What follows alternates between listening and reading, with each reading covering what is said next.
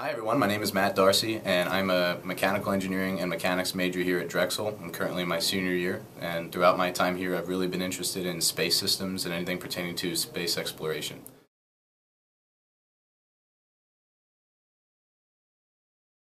So the reason I decided to apply to South Korea is, well, it's interesting. Originally I thought Europe. I had quite a large network after studying abroad that I was able to reach out to a lot of the students that I had met. Also my mentor from my co-op at NASA, he had a lot of great contacts, especially in Canada, Europe. I was never able to make a clear-cut affiliation out of any of those contacts. But then when I realized there had been one under my nose the entire time, it was at the Space Systems Research Lab of Korea Aerospace University through my mentor, Dr. Jin Kang. I guess the thing, it had kind of escaped me because language has never really been a strong point, so it did not occur to me to even think about anywhere in Asia. But as soon as I realized that, I reached out to Dr. Kang, and I was having email communications with the head of the Space Systems Research Lab at Korea Aerospace University within a week or two. But to anyone considering applying, what I would definitely say to do is make an exhaustive list on maybe a spreadsheet that you could think of. Think of every international friend you've ever come in contact with, especially if you studied abroad. Excellent resources there.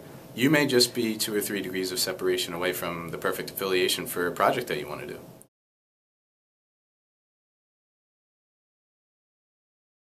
Fulbright, as well as many grant applications that I will ever be a part of, grad schools especially, they want you to sum up everything about yourself that you want a selection committee to know in 1 page.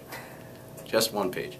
I started, I guess, about mid-June, and my first draft was more of a narrative resume. Everything that I had just told you about that I had been involved in, I put it down on paper and I said I want to continue this path. But of course, that's not compelling. Through Rona and Cindy here at the Fellowships Office, they got me in contact with the English Writing Center, and I worked closely with Professor Rachel Wenrick throughout the summer on just kind of bouncing ideas off of her, and she kind of helped me put everything down on paper and organize exactly how I wanted to say everything. I was really pleased with the way that the personal statement came out. I think I wound up having like 15 or 16 drafts by the time I was finally satisfied with it, so definitely get started early.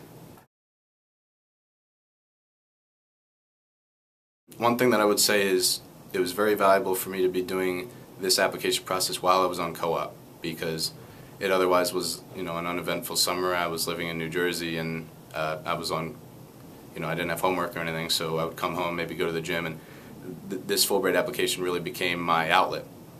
So it became what I would be doing that day for fun instead of playing a video game or watching TV.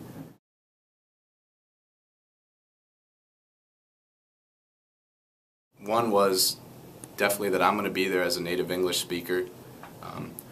I decided I didn't need it to work in the lab, but I decided that I wanted to take Korean. It would really enhance my experience over there. And honestly, I think it's the right thing to do. If you're ever going to a country for an extended period of time, learn the language, or at least give it your best shot. People will appreciate it. By going over there and seeing what the satellite development culture and the space sector of South Korea is like, I'm going to get to see how another country approaches space. Another important aspect of mutual understanding is that by being there, I'm now going to be bringing together my network of American space program and my co-op employer from NASA and the research lab here to their network. And from what I hear, they have close ties to the Korean Aerospace Research Institute, which is the equivalent of the NASA of South Korea. And of course, they have memorandums of understanding with research labs all over the world.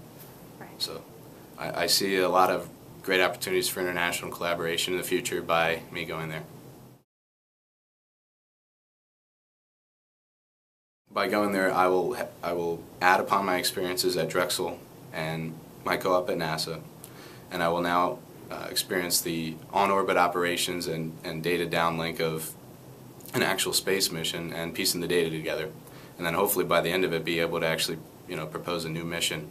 And all this would have now happened before I enter a graduate program, and that's going to all hopefully give me a lot more skills to pull from when I am a grad student. So definitely start early, that's first and foremost. But second, you may be sitting there thinking that, yeah, a Fulbright might be something you definitely want to apply to, but you might have no idea what you would want to do. So even if it's something as simple as a 3-word answer of what you want to do, Right. write that down and then just start putting bullet points under that. Get a little bit more specific, and then that's going to help you drive your search. Right. Look for a school that's doing exactly this. And if at first you don't succeed, just keep trying. The real goal is that you have gained something out of the application process. For me, it was I now have a much more confidence about who I really am and where I want to steer my life about college, and of course communicating that to people both verbally and on paper, because that's really what's going to get you far. I mean, the whole GPA thing, that's important because that's going to get you either to the right or to the left, but then of course being able to verbalize who you are and what you want to do. That's really what you get out of this application process.